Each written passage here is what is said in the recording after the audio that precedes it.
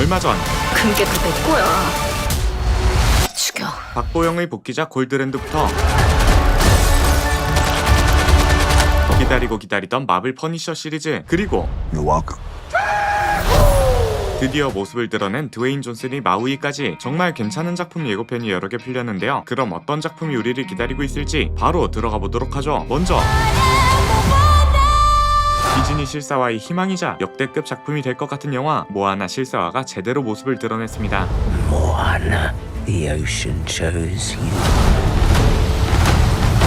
Listen, princess, if you're gonna do this, you gotta go through a whole ocean of bad.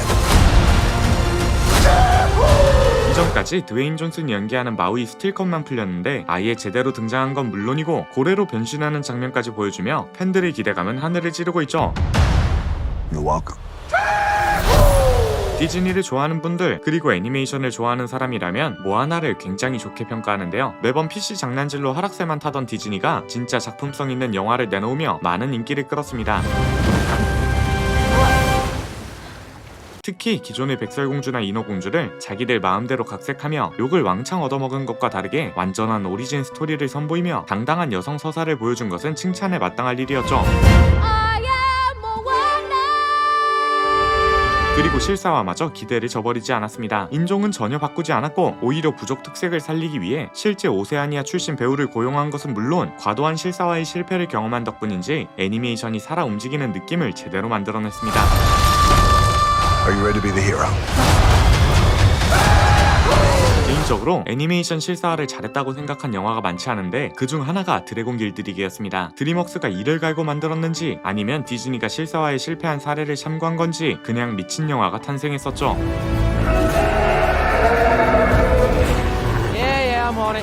하지만 모아나가 개봉되고 나면 아마도 역대 실사화 최고 작품이 될 것으로 예상되며 올해 7월 10일을 놓치면 안 될 것 같습니다. 다음은 3, 2, 1. 제이크 질레날과 헨리 카빌 주연의 액션 영화 인더 그레이 소식인데요. 역대급 배우들을 더불어 액션 영화에 미쳐버린 배급사 라이온스 게이트가 첫 배급을 시도했을 정도로 유망주 작품이죠. 이 영화의 독특한 점은 제목에서부터 알 수 있는데 바로 회색지대를 다룬다는 점입니다. 그레이존 회색지대란 선과 악, 합법과 불법처럼 명확히 구분되지 않는 애매한 중간 영역을 의미하는데요. They work between the moral and the immoral. The black and the white. 아마도 영화 속 제이크 질레날과 헨리 카빌 중 한 명은 흑색지대를, 나머지 한 명은 백색지대를 상징할 것 같습니다. 대체 왜 이런 구분이 생기는지에 대해선 영화의 스토리를 간략히 살펴볼 필요가 있는데 이 영화의 주인공들은 기업이나 정부가 직접 나서기 어려운 비공식 임무를 수행하는 특수요원들입니다. 250 Ramage in it. They operate in the gray. 그리고 10억 달러, 하나 약 1조 5천억 원을 빌려간 폭군으로부터 돈을 회수하는 과정을 그려낼 예정이죠. He's not really the guy you loan $1 billion and expect to see it back. You think you can recover it? You know I can. 영화가 약간 수리남 느낌도 있고 남자 냄새 진하게 날 것 같아 기대가 되는 것에 더해 가이 리치 감독이 연출을 맡아 빠른 편집 템포까지 보여줄 것으로 예상되고 있습니다. 1. Range 300. 조금 신기한 건 아직까지도 자세한 플롯을 비밀에 붙이고 있다는 점인데 그만큼 영화가 개봉된 뒤 입소문을 탈 자신이 있다는 것으로 보이며 5월 15일 북미 개봉을 앞두고 있으니 기대해봐도 좋을 것 같죠. 다음은 동생 깜빵가 있다고? 살인. 죽였다고 사람이. 잡았어? 놓쳤어. 한국 영화 신작 훈련사 소식입니다. 이 영화는 아주 흥미로운 플롯을 보여줄 예정이죠. 한국의 스타 훈련사 하영, 그러던 어느 날 살인죄로 감옥에 갔던 동생 소라가 출소하게 됩니다. 그녀는 다짜고짜 언니 하영이 일하는 곳을 찾아가죠. 나 여기 취직시켜줘. 여기 언니 거라며. 그리고 하영은 어쩔 수 없이 동생을 집으로 데리고 오는데 남편에게 동생과 관련된 일을 숨기고 있었습니다. 나한테는 말을 했었어야지. 뭐라고? 동생 깜빵가 있다고? 게다가 소라가 등장하며 하영의 집뿐만 아니라 훈련소에도 문제가 생기기 시작하죠. 나 사람답게 살고 싶어. 그리고 사람을 공격한 들개가 하영의 훈련소로 들어오며 이야기가 본격적으로 전개될 예정이라고 합니다. 이 영화는 서은선 감독의 첫 장편인데요. 감독 인터뷰에서 밝히길 우리 주변의 강아지를 보고 한없이 귀엽다고 느끼면서도 동물이기에 오는 필연적인 두려움이 있는데 두 자매에게 이 모습을 투영했다고 합니다.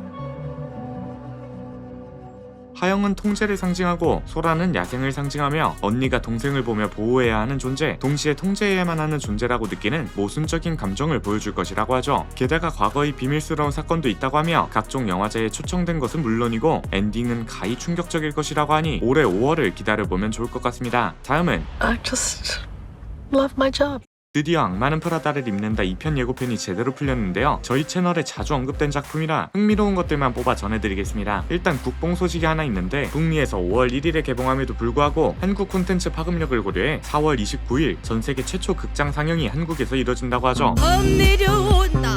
봄이 내려온다. 국내에서 해외 영화의 성공은 100만 명을 기준으로 잡는데 악마는 프라다를 입는다 1편 관객수는 173만이었고 지금처럼 OTT 플랫폼이 넘치기 전인 2006년작이라 국내 TV 채널에서 여러 차례 방영하며 정말 많은 분들이 시청한 영화였습니다. 이게 얼마나 잘된 영화였는지는 한국 예능 1황 무한도전 특집에서도 볼 수 있었죠. 여러분 공부 안 하면 더울 때 더운 데서 일하고 추울 때 추운 데서 일하고. 미란다 편집장님인데?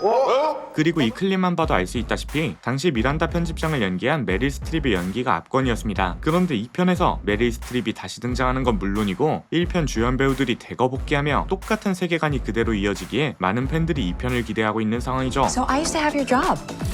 This is you. Oh my God, just hide a feeling for once, please.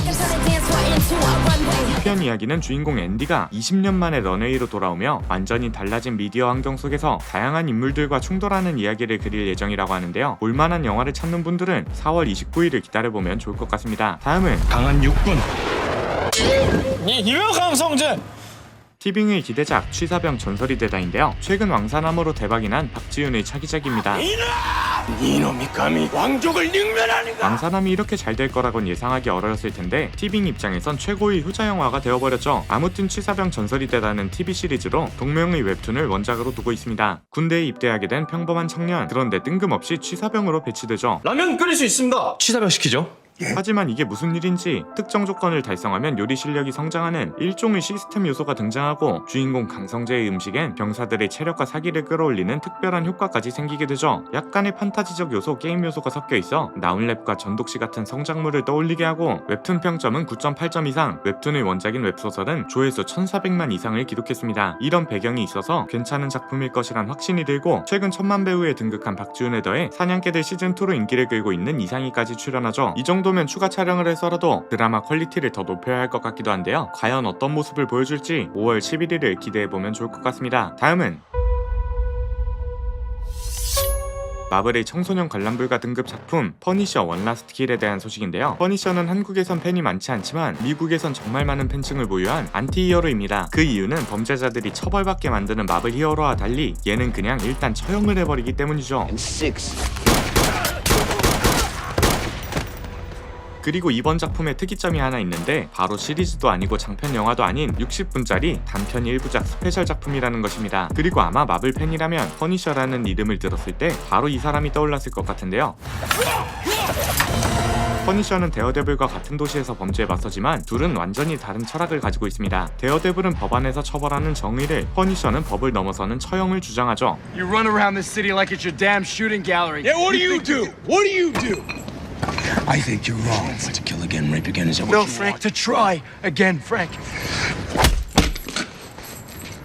아무튼 이 데어데블 본어게인 시즌2가 지금 스트리밍 중인데 이게 종결되자마자 같은 타임라인을 이어 퍼니셔 원 라스트 킬이 공개될 예정이기에 어두운 정의를 보고 싶은 분들은 5월 12일을 기다려보면 좋을 것 같습니다. 다음은 근데 어차피 누구의 것도 아니면 왜 내가 가지면 안 되는 건데? 박보영이 오랜만에 돌아오는 작품 디즈니 플러스의 시리즈 골드랜드 소식인데요. 일단 작품에 대해 알아보기 전에 좋은 소식이 하나 있습니다. 바로 저희가 이 시리즈를 리뷰하게 됐다는 것이죠. 다다음 주에 영상을 올릴 예정이니 관심 있는 분들은 구독해두셨다가 보시는 것도 추천드립니다. 아무튼 예고편부터 바로 뜯어보죠. 난 그저 남들만큼만 살고 싶었을 뿐이었는데.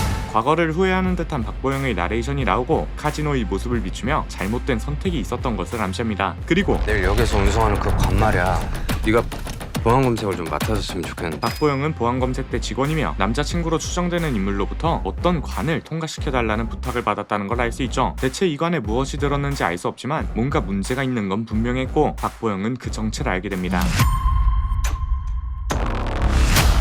그것은 바로 금괴, 심지어 관 속에 가득 채워져 있어 1000억 원은 좋긴 없는 양처럼 보였죠. 그리고 이 관을 갖고 있는 박보영은 계속해서 누군가에게 쫓기게 되고 팬 있던 여자 누나지? 심지어 자신을 알아본 것 같은 인물과 마주치게 됩니다. 그런데 나 지금 누나 도와주러 온 거야. 이 사람은 마치 박보영을 알고 있던 사람인 것처럼 행동하고 쫓아온 게 아니라 도와주러 왔다는 소리를 하죠. 왜 내가 가지면 안 되는 건데? 금괴도 내 거야. 죽여. 그리고 박보영 또한 금괴에 눈독을 들이며 이야기가 본격적으로 전개됩니다. 제가 여러 번 말했었는데 진짜 작년 하반기부터 디즈니 플러스의 작품 보는 눈이 좀 좋은 것 같은데요. 이 시리즈도 꽤나 탄탄한 모습을 보여줄 것 같습니다. 특히 한국 작품에서 보기 힘든 청소년 관람 불가로 책정되며 보다 현실적인 장면들이 대거 등장할 것이 기대되고 있죠. 남의 금괴 피도 안 보고 돈만 굴컥 가지겠다? 게다가 출연진까지 빵빵하기 때문에 진짜 걱정 없이 보면 될 것 같은데 저희가 조만간 리뷰를 잘 만들어 와서 진입장벽을 허물어 드릴 예정이니 다다음 주에 채널에 방문하시는 걸 추천드리며 마지막 작품으로 넘어가 보겠습니다. 바로 국제시장 2편 소식이죠. 국제시장 1편은 개봉 한 달 만에 무려 1400만 관객을 동원하며 대성공을 거둔 영화인데요. 1960년대에서 1980년대 한국의 산업화 시대를 다뤘기 때문에 정말 많은 사람들이 공감할 수 있는 작품이었습니다. 심지어 이때 영화 전성기였는지 1000만을 돌파한 겨울왕국과 인터스텔라 그리고 1700만을 돌파한 명량까지 있었는데 그 사이에서 단단히 1400만을 돌파했기에 작품성은 설명할 필요도 없는 영화였죠. 그런 국제시장 2편이 올해 2월 촬영을 시작했습니다. 2편은 황정민과 함께 파독광부로 일했던 성민과 그의 아들 세주의 이야기이며 아버지의 이야기를 다뤘던 1편과 달리 이번엔 아들의 이야기가 주를 이룰 것이라고 하죠. 그러다 보니 1980년대부터 2000년대 초를 다룰 예정이기에 정말 많은 관객들의 공감대를 건드릴 것 같습니다. 1987년 6월 항쟁부터 2002년 월드컵까지 정말 다양한 시대상을 보여주는데 그 중에서 가장 기대되는 두 개 사건이 있죠. 바로 LA 폭동과 월드컵 한일전입니다. 먼저 LA 폭동의 경우 미국 로스앤젤레스에서 흑인들이 일으킨 폭동이며 코리아타운이 있는 위치라 정말 많은 한국계 이민자들이 피해를 입었습니다. 하지만 이들이 간과했던 건 한국 남자 91%가 총기를 내 몸처럼 다룰 줄 안다는 것이었고 한인 가게 주인들은 자경단을 조직해 오히려 폭도를 진압하기도 했죠. 물론 이 당시 흑인의 백인에 대한 폭동을 한인에게 돌리며 많은 분들이 피해를 입었는데 과연 그 모습을 어떻게 그려낼지도 기대가 되고 있습니다. 그리고 2002년 월드컵은 자, 좋아요. 네. 슛! 그리고 완전히 빠지고 가슴으로 안아서. 자, 먼저 뛰었습니다. 안정환 이러한 시대상을 그린 국제시장 2편은 올해 하반기 개봉을 목표로 하고 있으며 2026년 한국영화 대표 텐트폴 작품이니 정확한 소식이 나오면 다시 한번 전해드리겠습니다. 그럼 오늘의 영상은 여기서 마치며 지금까지 엘플릭스의 피였습니다.